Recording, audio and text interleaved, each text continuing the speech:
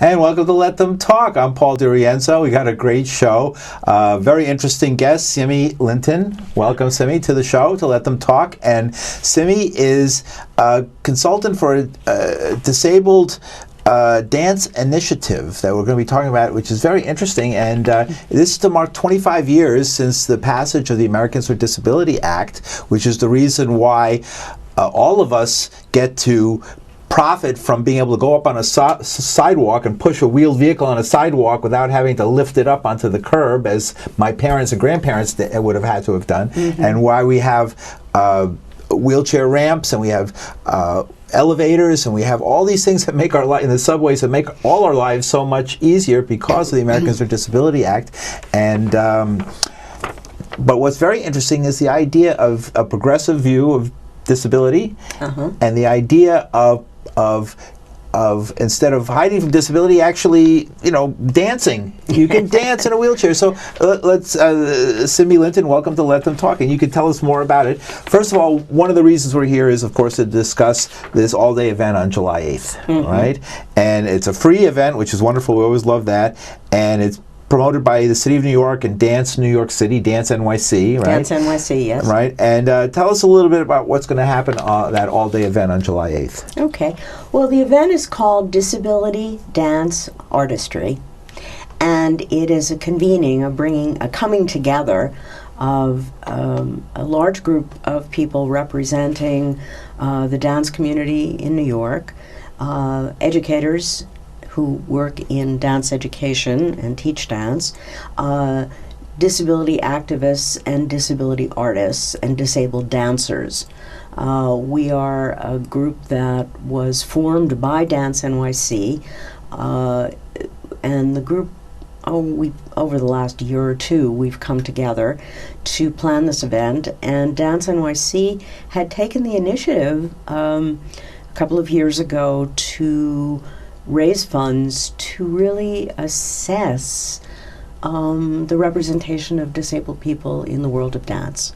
And although it is unusual to hear the words dance and the words disability in the same sentence, for those of us on the inside, it's not an unusual pairing. It's an opportunity as we see it.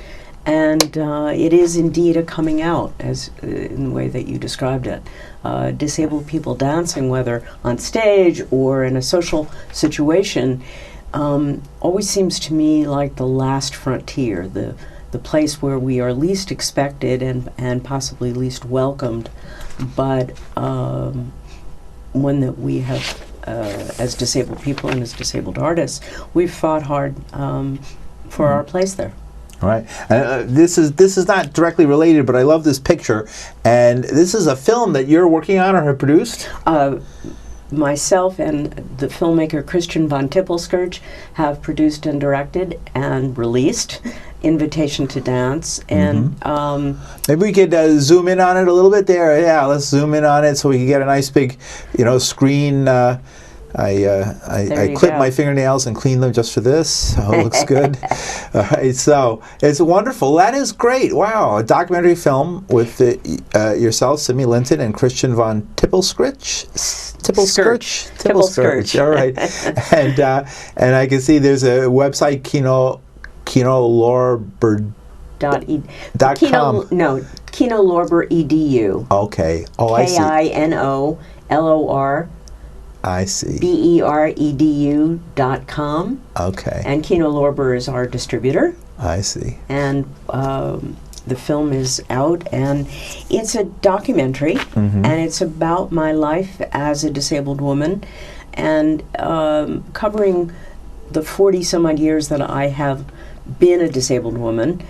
And it uses the film uses my personal story as a point of entry to tell the larger historical narrative of the growth and development of the disability rights movement. And as you see, the film is called Invitation to Dance because it is ultimately a narrative about coming out, and coming out in the ways that a proud and forthright person might do, and a creative person might do, and that is, as I said earlier, on the dance floor. What's the best way? Is this showing anywhere in the city, or does it come around, or is it on TV or internet? We'll be doing 2 screenings, one July 5th in McCarran Park in Brooklyn, and the other July 24th at the Atrium at Lincoln Center. And you can go to those websites, to the McCarran Park website and to the Atrium at Lincoln Center website, to learn more about the times. And a lot of our viewers would be at both locations and know about both locations, great, so that'd be great. Okay, We'd love good. to see you there. Right, great. It's an interesting film. So, okay, coming back to the event on July 8th. So, what's going? Tell us again where it's going to be and how we access it. Okay, you can go to the Dance NYC website, and I always have to look this up. It's Dance NYC, DANCE NYC .NYC, to get more specific information. But it's an all-day convening from, I think, 11 in the morning till 8 in the evening. And it's, as I said, a coming together of people from a variety of different sectors who are invested in the idea of disability and dance and of Where disabled exactly dancers. is it again? And it's going to be at John Jay College. Right up the street here, 59th. Right up the street, exactly. Right up here, right at 59th Street and the 10th Avenue, right? And is that where the main entrance is, or where will the entrance be? Do you know? It's probably more on the side of the modern part of the building. Don't have that at the tip of my fingertips. It's such a large building. It used to be a much smaller building. It is. I think if you go to the website, you'll be able to get the exact address and register. You do need to register for the event, even though it's free. So you can get. Who's going to be coming to this event? Who's it open to mostly? Who do you think would be most interested? There are some dance critics. There are professional dancers. There are people from the Department of Cultural Affairs, the Mayor's Office for People with Disabilities, representatives of city government, and the creative sector, dancers, disabled dancers, and non-disabled dancers and choreographers interested in the incorporation of disabled dancers into their companies and into their work. Will the Department of Education be involved as well? Absolutely represented there. Right. Yes. You mentioned in the literature that you gave me that the DOE would be interested in this or was involved in this, and that this could, because so many of our students, and they need us to be there for them, and sometimes we're just not. And so this is an interesting new way to try and reach out to, people don't realize how many, over 1 million students in the school system. That's right. So it's a world in and of itself. So everything that's in the real world is in the school system and more. So anything that finds another group of people who need help or who somehow need a leg up is very important in the Department of Education. So this is something I would hope they would take an interest in. Yeah, and 2 of the members of the committee that worked on this project and this event are dance educators from the Department of Education, and they work. These 2 in particular work specifically with disabled children in the school system at all levels. Is this something that they're going to, like, certain schools will have it, or will it be offered across the different schools? Or? What we need, of course, in the Department of Education is more dance educators with the will and the expertise and the training to teach inclusive classrooms. Right. There is federal mandate for inclusive education, and in so many ways our schools disappoint in their delivery of really integrated education, and both in educational classroom settings, but also in the arts. The schools were not, obviously, I worked plenty of years inside the New York City school system. It was very rare to find a school that was prepared for disabled students or teachers or anybody. I mean, most of these schools were built so you have to climb 6, 7, 8 flights of stairs with no elevator to get to half of the classrooms. Right. And that's how nobody seemed to 100 years ago when they were building these schools think about these things at all. So nowadays the more modern schools seem to be a little better. Most of them tend to be 1 or 2 stories, but maybe not. So, yeah, I mean, that's a road we could go down. Yeah, I'm interested in it if you wish. Well, I'm hugely disappointed in the school systems in terms, and I don't fault the individual districts or schools themselves as much as our national endeavor toward inclusive education has failed. Okay. So many students. As far as disabled in particular, or in general? the opportunity for for real integration and inclusion is absent in most schools. They still keep people segregated. It's just easier to do it that way. And teachers need to be trained to teach integrated classrooms, and they're not. They're Right. So it's a failure. Let's talk a little bit about what led to this. ADA is sort of interesting, and the whole idea of disability rights. I mean, you're an activist. We were talking a little bit before the show, right? And we immediately all had many of the same friends. Yes. We lived in the same neighborhood. We knew the same, newspaper editors and the same musicians. So obviously, we share that common bond, and so that. Immediately, I knew that we were dealing with that Simi was somebody who knew Bob Fass, who was in the centerfold. Was interviewed by Bob Fass, a good friend of mine, who just turned 82 yesterday himself on WBAI, where I worked for many years. And so maybe, what was life like for a disabled person before 25 years ago when they passed the ADA compared to now? Is it getting better? Was there improvements? Well, one of the things that we've tried to show in our film really is the passage of time and how, I changed as I grew into my life as a disabled woman, but also as the environment around me changed as a result of the federal anti-discrimination law and other laws that were passed in the course of my lifetime. And as you said earlier, I've watched curbs being cut. I've watched buildings become accessible. I've watched as sign language interpreters more frequently appear at public events. Materials in large print and in Braille appear at public events. These were things that those of us who lived through the pre-ADA times couldn't have imagined. And it's very exciting to see. And I certainly couldn't have imagined coming together of the dance community solidly behind an event that looks at the integration of disabled and non-disabled dancers and the representation of disabled dancers in the world of dance. It's very much a creative endeavor, and so I find it's a very exciting moment. As huge as my disappointments are in the slow progress of many areas in the growth of the disability rights movement. I mean, not problems with the movement as much as problems with the adherence to the law and the enforcement of the law and the consequences of that. But when I look around and I see young disabled people out and about and on the dance floor, as I have many times at social events, it's an exciting time for me to witness and to be part of. So I've been very, very happy to work with Dance NYC, which I feel is a really honorable and creative organization. How did you come together with them? How did this start with you? How did your involvement start? They found me. And they found you. Well, how did they find you? We found each other.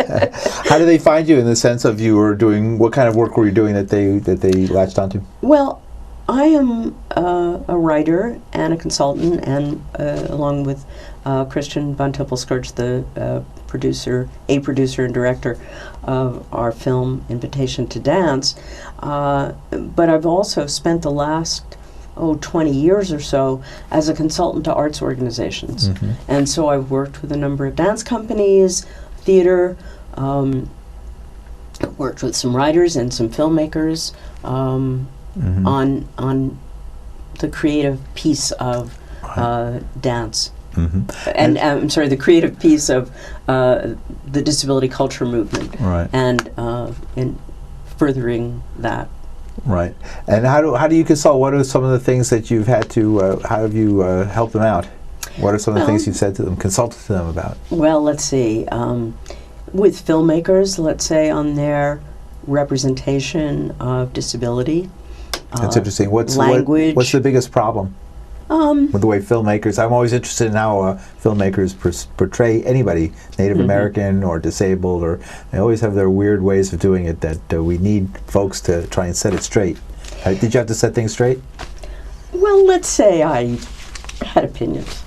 I think the issue often is that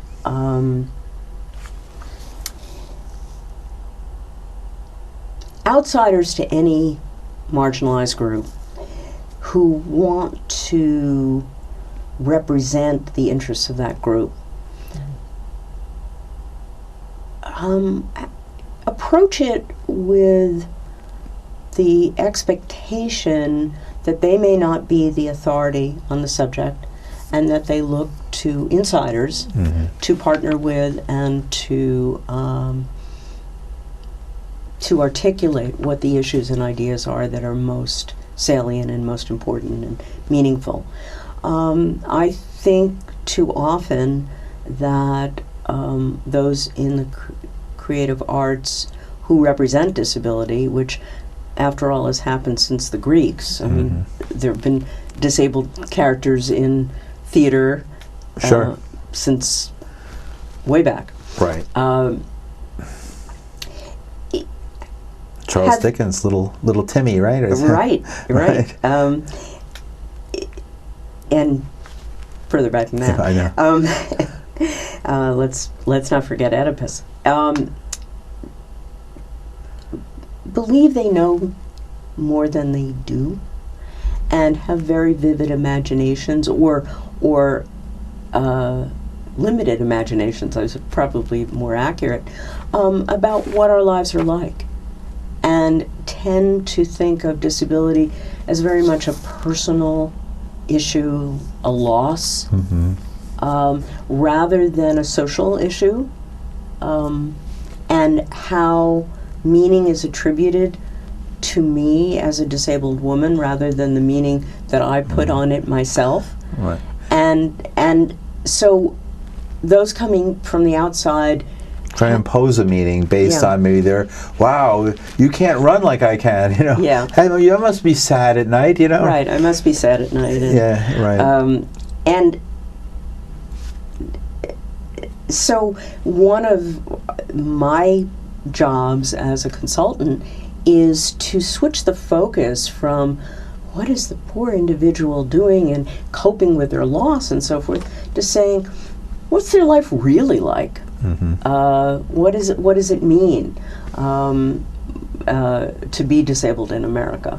And what does it mean from an insider's point of view? What's the language we use? I mean, you may hear me say I'm a disabled woman, and having thrown off handicapped about a century ago, and crippled 2 centuries ago, one of the terms that's most often used these days is people with disabilities. That's considered sort of the polite way to talk. I put disability first. I like disabled people. Yeah, I like to claim it. Right. And I not just like, but I claim it because it's important and meaningful to me. So getting back to your question, my job is to really help filmmakers or writers or playwrights or producers or directors think about how to present an authentic experience of disabled people in our lives and what's important to us. And that's what I've tried to do. And as I said earlier, dance is the ultimate frontier of it's about motion, right? It's about motion. It's about the body. And traditionally, disabled people have been taught in tacit and explicit ways to hide our bodies, and certainly not to show them off. And that's the one area where, dance. I mean, how can you dance when you're in a wheelchair, right? But there's an interesting picture right here. That's pretty interesting. So obviously, there's something going on that we didn't know about in the abled world. So there's something to learn about here, and that it's not as disabling as people thought, maybe. Well, it's not as limiting. It's not as pathetic Right. It's not as... Is that the biggest? Is like the over? Let me help you doing that kind of thing. Is that? There's to that, me, yeah. and going to the supermarket, picking out an orange, and someone coming over to me and saying, "You're so inspirational." I said, "Well, actually, I'm hungry." It's a sort of... You hear that lately, especially African American people telling stories like that as well. People from any one of the factional groups that make up America, this great diverse nation and diverse world. It's sort of that kind of thing. It always comes down to like somebody almost being too like the deferential, we're just normal people, you don't have to be so deferential. Right now, I don't feel the whip on my back anymore, Right. but I do wish you to think about those maybe sometimes when you're voting or something. But Right. And I want people to think about the struggle, but I want people to think about the struggle in terms of going to vote. Yeah. Or getting on an airplane or getting on the bus, and you said the subway. I haven't used a subway in 40 some odd years. You could now if you wanted, though. Well, yeah, if I happen to be near a stop that has an elevator, and I'm going to a place that has an elevator. Well, they should have built it 100 and some odd years ago for this, right? But they didn't. They didn't, but every time they retrofit, they could do it. But anyway... they could do more, you're saying. Tell us I'm glad you... I want to hear more about this. What are we doing wrong in this city and this country when it comes to disabled people? Because we think we're doing right. We put in the cuts in the sidewalk. We hire folks like you to consult for dancing. It's not enough. Look, we're failing somewhere. We're failing terribly. I mean, the poverty rate, the unemployment rate is enormous. And the passage of the ADA 25 years ago, you would think would signal a major shift in policy and practice. It hasn't. I mean, the unemployment rate, I wish, I'm not great with facts and figures at my fingertips, but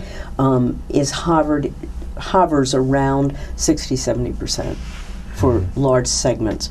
So while there are more disabled people out and about and in positions that we, as I said years ago, wouldn't have imagined that we would find ourselves in, it's a small fraction of the population.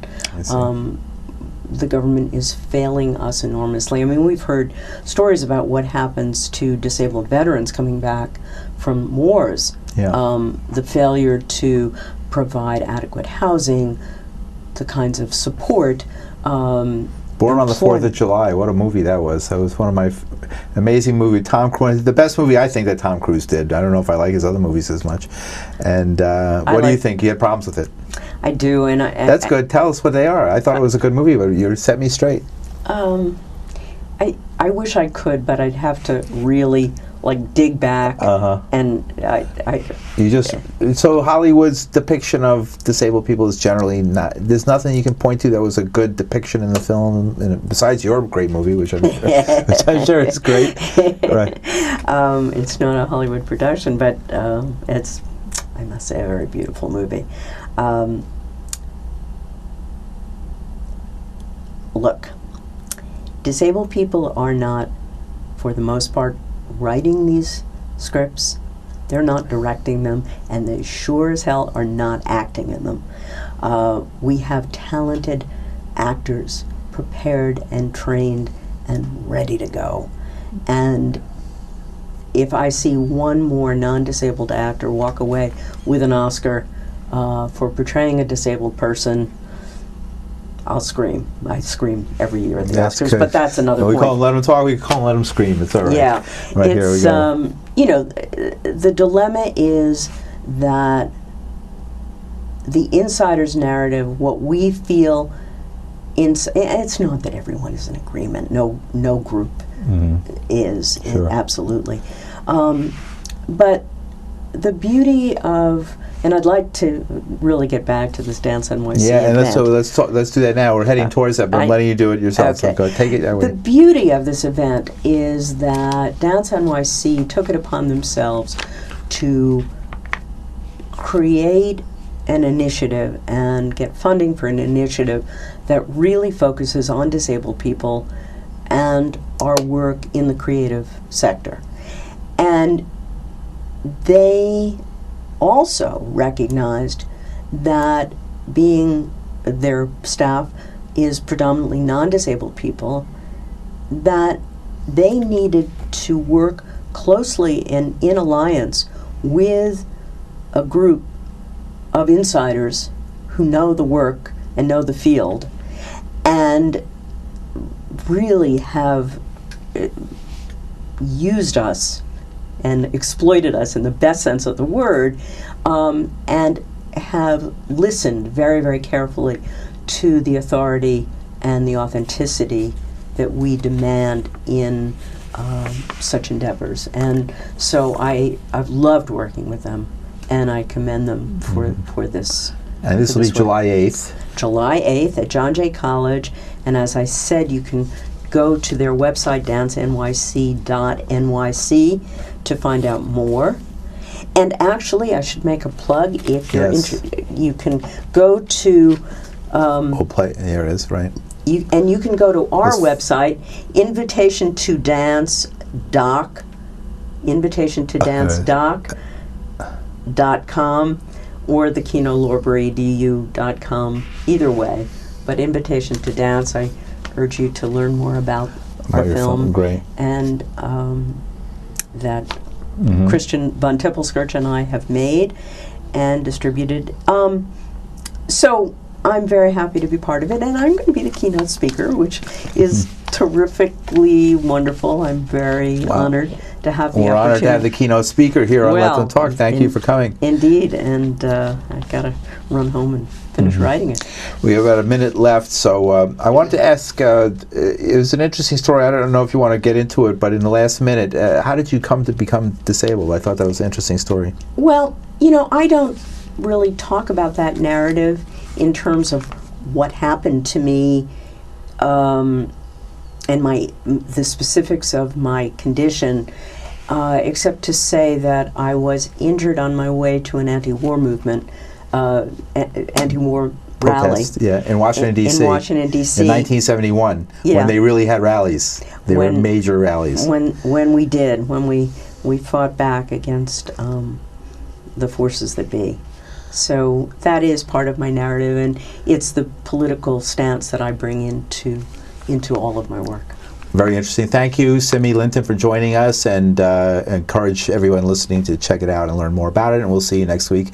Welcome. Thank you for tuning in to Let Them Talk, and we'll be back next week. Thank you, Paul.